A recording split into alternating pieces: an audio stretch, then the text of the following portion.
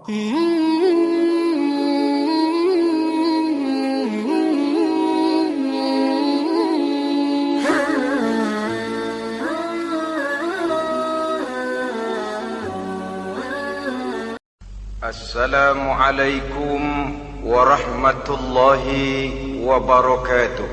Waalaikumsalam warahmatullahi wabarakatuh. Bismillahirrahmanirrahim. Alhamdulillahi rabbil alamin. Wassalatu wassalamu ala ashrafil anbiya'i wal mursalin, imamil muttaqin, sayyidil ghurril muhajjalin, wa ala alihi wa ashabihil mujahidin at-tahirin, amma ba'du. Saudara-saudara kaum muslimin rahimakumullah. Seorang muslim adalah seorang yang berpandangan luas, berjiwa lapang. Maksudnya apa? Tujuan jangka pendek dan jangka panjang ini harus dia raih kedua-duanya. Ini yang oleh Al-Quran diajarkan agar setiap muslim mencapai fid dunya hasanah wa fil akhirati hasanah. Kebaikan di dunia, kebaikan di akhirat, itu arti hasanah. Jangan macam orang dulu, punya istri dua pergi haji. Yang satu yang muda istrinya namanya Hasanah, yang satu namanya Khadijah. Waktu tawaf keliling Ka'bah, si suami ini nggak bisa doa apa-apa kecuali Rabbana Atina itu. Tiap putaran Rabbana Atina fid dunya hasanah wa fil akhirati hasanah. Putaran kedua Rabbana Atina fid dunya hasanah wa fil akhirati hasanah. Ini istri tuanya yang namanya Khadijah dengerin aja. Akhirnya di satu saat dia colek suaminya, "Bang, mentang-mentang Hasanah bini muda disebutin melulu. Saya dong disebutin dalam doa." "Iya dah, ntar putaran selanjutnya." Suaminya blow on juga. Putaran kedua dia baca Rabbana Atina fid dunya hasanah wa fil akhirati Khadijah.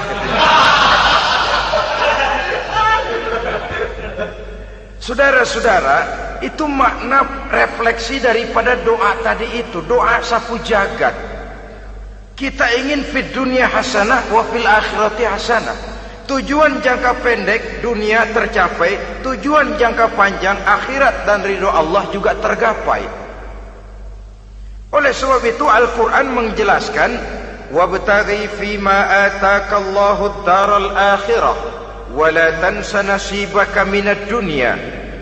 Dengan karunia yang diberikan Allah kepadamu, carilah bahagia akhirat. Wala tansa nasibaka minad dunya, tetapi jangan lupakan bagianmu dalam kehidupan di dunia ini. Cari akhirat, utamakan akhirat dengan tidak usah melupakan jatahmu di dunia. Kenapa saya katakan seorang muslim berjiwa besar? Sebab andai kata dia gagal mencapai tujuan jangka pendek, andai kata dia gagal di dunia, dan dia oleh Islam diajarkan jangan sampai gagal, tapi andai kata dia gagal, dia masih punya tujuan jangka panjang, akhirat dan ridho Allah. Dia masih bisa menghibur diri, biarlah di dunia kita sederhana, bahkan biarlah susah di dunia, asal di akhirat kita bahagia. Orang yang tidak punya pandangan hidup semacam ini, surgalah dunia ini, segalanya telah tertumpu di sini. Bila umurnya selesai, ajalnya datang, selesai sudah surganya sampai di situ, dan dia tidak punya pengharapan lain di belakang itu. Maka seluruhnya bertumpu pada kehidupan di dunia. Padahal dunia seperti air laut, makin diminum makin haus, makin kering tenggorokan. Dunia yang diperturutkan menyeret manusia ke dalam lingkaran setan, terjebak dalam sifat yang namanya tamak bin rakus alias serakah.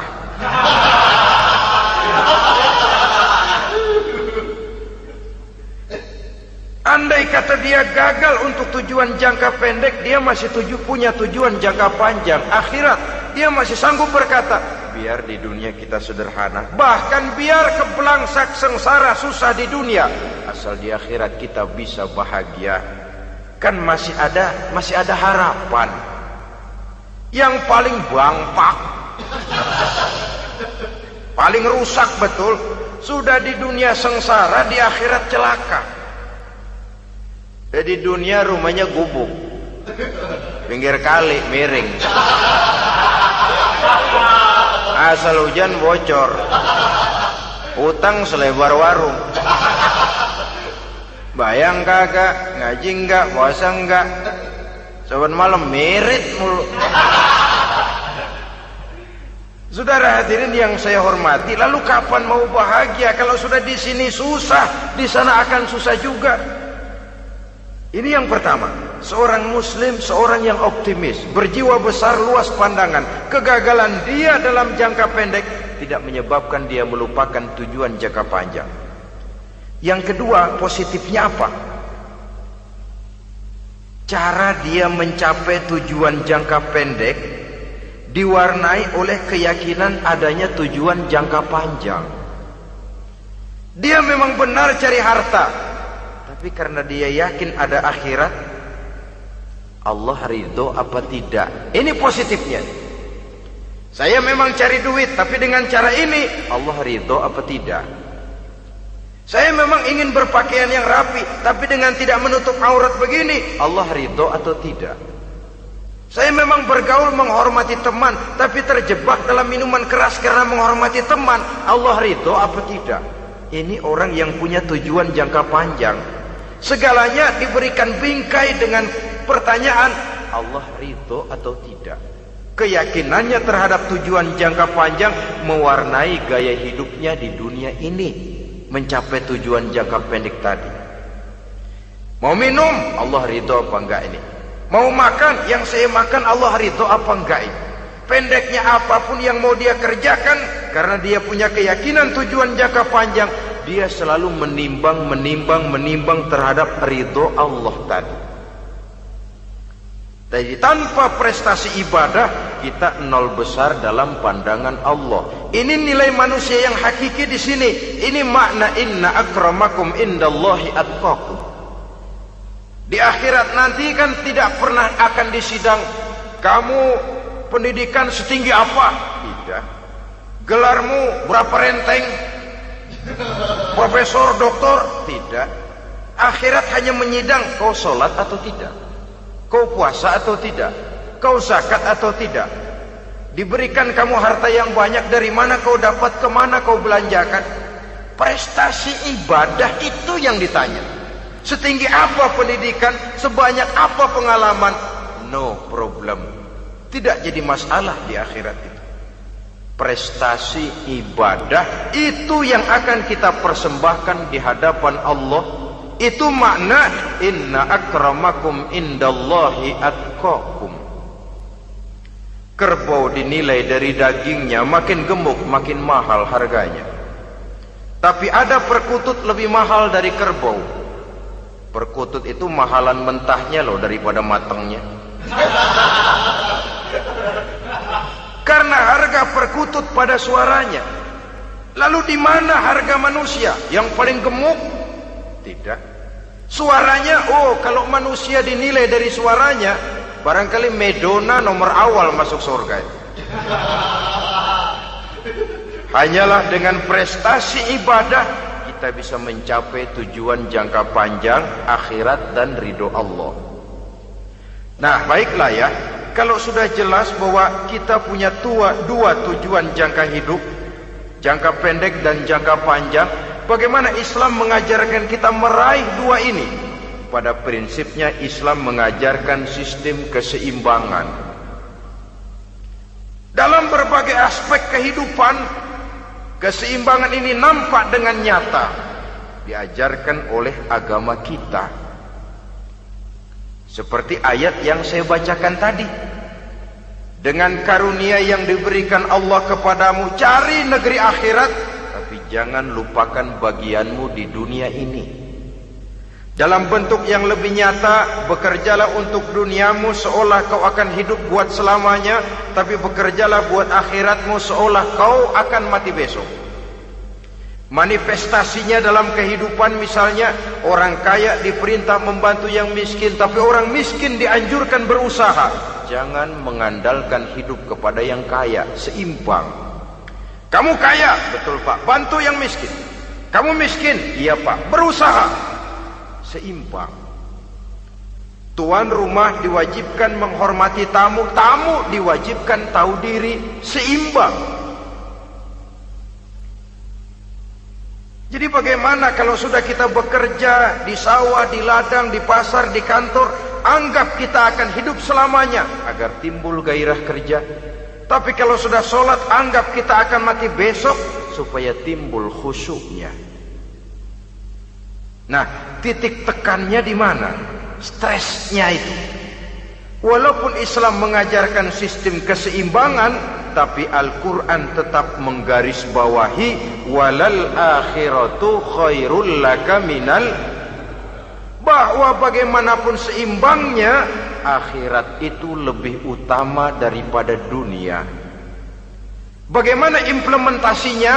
Kata orang-orang tua, kalau kita menanam padi, rumput pasti tumbuh, tapi nanam rumput jangan mimpi tumbuh padi. Maksudnya apa? Kalau satu perbuatan kita niatkan karena Allah, dunianya pasti ikut. Tapi kalau satu perbuatan diniatkan karena dunia semata-mata, akhirat akan hilang. Sebab itu, biasakanlah berbuat sesuatu, baik untuk tujuan jangka pendek, lebih-lebih untuk tujuan jangka panjang, dengan motif lillahi ta'ala. Jadi saya ulangi, satu perbuatan kalau sudah diniatkan karena Allah, dunia biasanya ikut. Tapi kalau diniatkan karena dunia semata-mata, akhirat akan luput. Padahal itu titik tekannya, walal akhiratu khairul laka minal ula. Saudara-saudara kaum muslimin rahimakumullah, ini tujuan hidup. Jadi landasan tempat kita bertolak sudah jelas, pantai yang akan kita tuju dalam kehidupan ini juga sudah nyata. Kita ingin mencapai apa yang dinamakan fid dunya hasanah wa fil akhirati hasanah. Untuk itu perlu ada keseimbangan, tetapi titik tekannya tetap akhirat lebih utama daripada kehidupan dunia ini. Sekarang kalau sudah ada dasar hidup, sudah ada tujuan yang akan kita capai, tentu harus ada alat untuk mencapainya. Semuanya perlu sarana. Bahkan pada hakikatnya dalam kaidah usul fikih para ulama mengajarkan lil wasail hukmul maqasid. Sarana dan tujuan hukumnya sama. Ini mestinya mendidik umat Islam jadi pinter. Jangan cuma berpikir melaksanakan satu pekerjaan, tapi juga berpikir menciptakan sarana untuk terwujudnya pekerjaan itu. Misalnya umat Islam wajib pergi haji kalau mampu, kan begitu toh? Kalau dia umat Islam Indonesia, tentu pergi hajinya ke Mekah. Mekah, Jeddah, Mekah, Indonesia, perlu sarana angkutan untuk sampai ke sana. Kapal laut, kapal udara. Artinya umat Islam harus maju di bidang teknologi, bisa menciptakan pesawat, bisa menciptakan kapal laut, sarana yang akan menyampaikan dia untuk bisa melaksanakan ibadah haji. Selama ini kita bertumpu kepada pemikiran, pokoknya kan yang penting gue pergi haji pakai apa kayak gue punya duit. Dari segi pribadi memang barangkali begitu. Tapi sebagai umat yang harus mencapai kemajuan, apabila diperintahkan melaksanakan sesuatu, kita pun hakikatnya dituntut menciptakan sarana untuk menunjang pelaksanaan sesuatu itu sendiri. Agama mengajarkan an-nazafatu minal iman, kebersihan sebagian daripada iman. Siapa yang menciptakan mesin cuci, sabun-sabun keras, deterjen, rinso dan lain sebagainya? Siapa yang menciptakan air condition, pembersih ruangan? Kita hanya berpikir pokoknya kan bersih, mau pakai apa kek. Kita jarang yang berpikir kepada pewujudan teknologi modern untuk menerjemahkan hadis itu. Syukurlah belakangan ini sudah muncul teknokrat-teknokrat muslim yang dijiwai oleh semangat Al-Quran membuka tabir rahasia konsepsi Islam di lapangan teknologi modern yang makin lama makin menunjukkan tuntutan kebutuhan daripada umat itu sendiri. Dengan demikian, apabila ada tujuan hidup, kita memerlukan alat untuk mencapai tujuan tadi. Supaya tujuan fid dunya hasanah wa fil akhirati hasanah tercapai, apa alat yang harus kita pakai? Kita lihat surah At-Taubah ayat 111 memberikan jawaban. Innallaha ashtara minal mu'minina anfusahum wa amwalahum bi anna lahumul jannah. Sesungguhnya Allah telah membeli dari orang-orang beriman diri mereka, harta mereka, bahwa sesungguhnya bagi mereka adalah surga. Coba kita simak ayat ini sejenak, akan nampak dengan jelas bahwa ayat ini hakikatnya merupakan satu transaksi yang nyata benar antara kita dengan Allah. Transaksi jual beli sudah terjadi, dan itu langsung dengan Allah, tertuang dalam pernyataan Quran. Pembeli Allah, penjual kita orang-orang beriman, dagangannya adalah anfus dan amwal, harganya adalah surga. Itu sudah tanda tangan pernyataan kita siap jual beli ya Allah. Apalagi baiat kita apa? Inna solati wa nusuki wa mahyaya wa mamati lillahi rabbil alamin. Solatku, ibadahku, hidup dan matiku cuma untuk Allah Tuhan seluruh sekalian alam. Minimalnya 5 kali sehari semalam baiat ini kita ulang dan kita ulang. Kenapa lalu kita tidak konsekuen? Dalam konteksnya dengan persoalan, maka alat hidup kita itu ada 2. Pertama, anfus. Ini bentuk mufrad dari jamaknya, bentuk jamak dari mufrad nafsun. Biasa diterjemahkan dengan diri. Yang dimaksud dengan diri adalah kepribadian. Yang dimaksud dengan kepribadian ialah kekayaan yang kita miliki dalam kepribadian kita.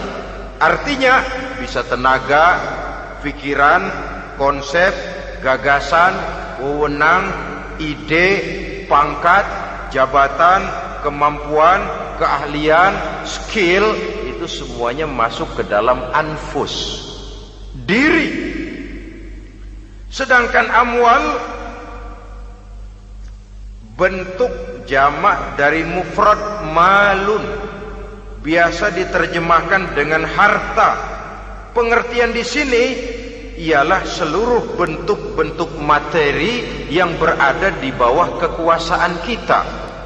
Bisa rumah, bisa uang, bisa tanah, bisa kebun, bisa pabrik, bisa peternakan, itu semuanya amwal. Nah, baik anfus maupun amwal, diri, tenaga kek, pikiran kek, harta kek, pangkat kek, jabatan kek, wewenang kek, keahlian kek, untuk tujuan jangka pendek harus jadi rahmah bagi lingkungan.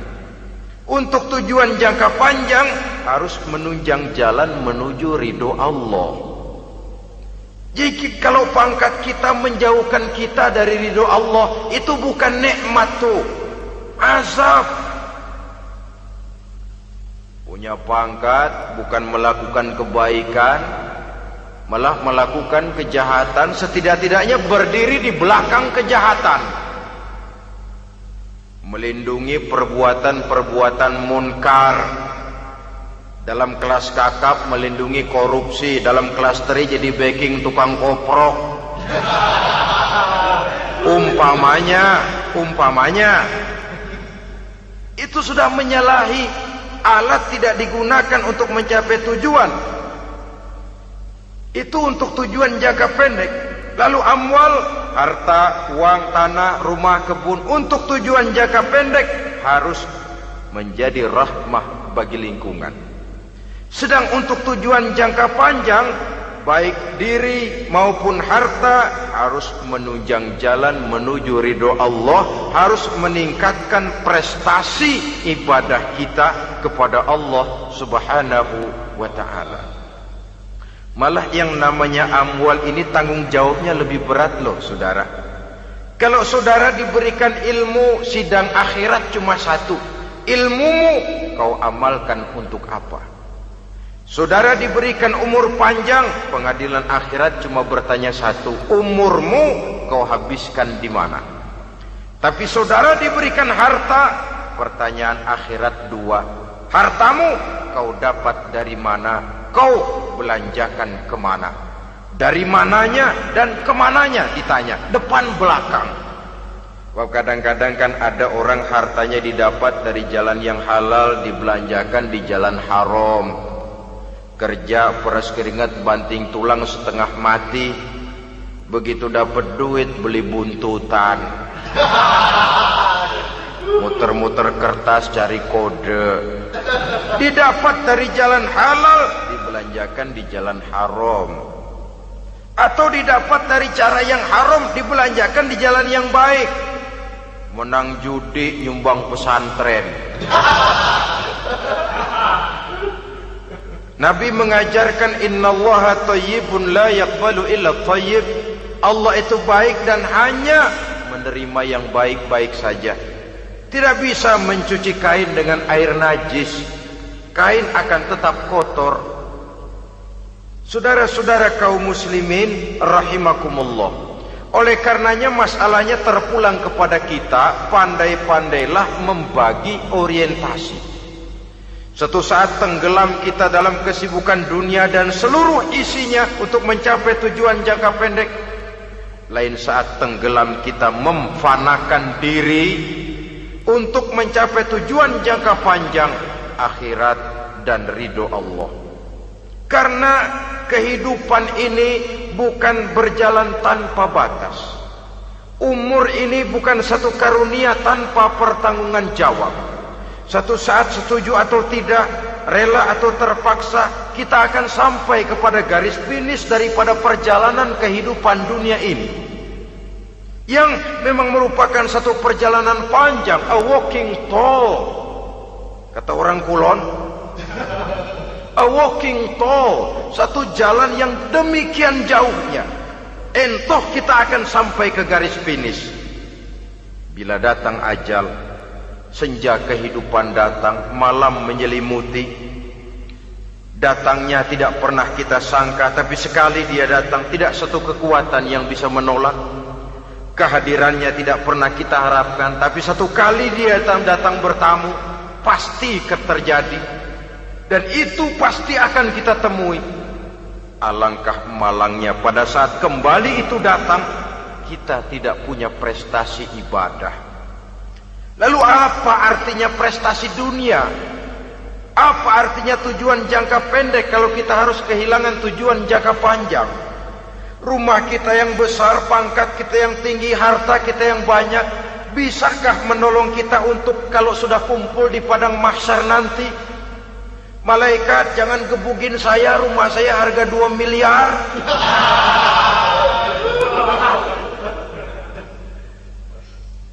Sudahlah malaikat, damai saja, itu Rolls Royce saya.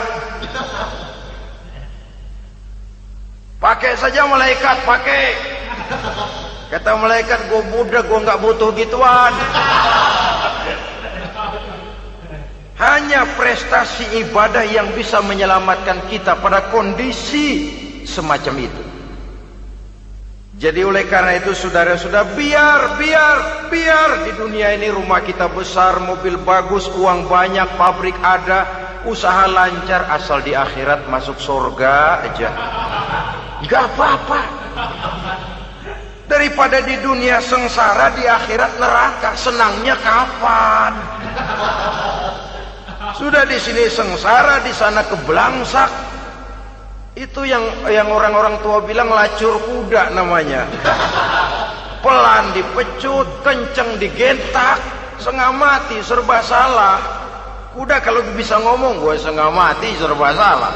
Pelan dipecut, kekencengan ditarik, itu yang namanya lacur kuda begitu. Serba salah posisinya. Untuk itu pandai-pandailah membagi orientasi supaya tercapai tujuan ideal ini, fid dunya hasanah wa fil akhirati hasanah. Ini tentang tujuan hidup. Nah, untuk mencapai tujuan ini kita tidak berjalan sendiri. Kita perlu teman hidup. Di samping teman hidup ada pula lawan hidup. Siapa teman hidup kita untuk mencapai tujuan hidup ini? Dalam arti sempit, teman hidup kita suami istri yang taat kepada Allah. Suami istri lebih dari sekedar satu pasangan, juga saling melengkapi, merupakan bagian daripada kehidupan. Suami adalah teman istri, istri adalah teman suami untuk mencapai tujuan hidup tadi, mencapai fid dunya hasanah wa fil akhirati hasanah. Seiring, seirama, selaras, serasi, seimbang, kata orang sekarang. Teman dalam arti sempit. Adapun teman dalam arti luas, setiap orang yang pandangan hidupnya sama dengan kita, setiap orang yang akidahnya sama dengan kita, terlepas dari suku bangsa apapun, warna kulit apapun, bahasa apapun, jikalau keyakinannya sama, pandangan hidupnya sama, dia adalah saudara kita dalam artian yang luas. Islam tidak kenal teritorial, maka tidak ada itu Islam Jepang. Ya walaupun secara formalnya ada, tapi informal Muslim adalah Muslim, diikat dengan akidah. Itu teman hidup. Lalu lawan hidup siapa? Pertama iblis, dalam segala bentuk dan implementasinya. Yang kedua, setiap orang yang pandangan hidupnya tidak sama dengan kita secara ideologis, itulah lawan hidup kita. Maka yang teman jadikan teman, yang lawan jadikan lawan. Jangan teman dijadikan lawan, lawan dijadikan teman. Itu namanya kopiah dipasang di kaki, pak bakyak naik ke jidat. Wajar kalau kepala lalu jadi benjol. Salah milih teman, salah cari lawan. Salah milih teman, salah cari lawan. Akibatnya kita yang akan susah di kemudian hari nanti. Saudara-saudara kaum muslimin rahimakumullah, oleh karenanya pandai-pandailah dalam hidup ini. Yang teman jadikan teman, yang lawan jadikan lawan. Kalau lawan kita jadikan teman, sementara teman kita jadikan lawan, dan itu yang banyak terjadi dalam praktek kehidupan, kita tidak akan bisa mencapai tujuan, karena akan tertarung di kaki sendiri. Nah, ini sajalah yang kita bicarakan pada pertemuan kali ini. Mudah-mudahan ada manfaatnya. Terima kasih atas segala perhatian. Mohon maaf atas segala kekurangan. Usikum wa nafsi bitaqwallah. Wassalamu alaikum warahmatullahi wabarakatuh. Waalaikumsalam warahmatullahi wabarakatuh.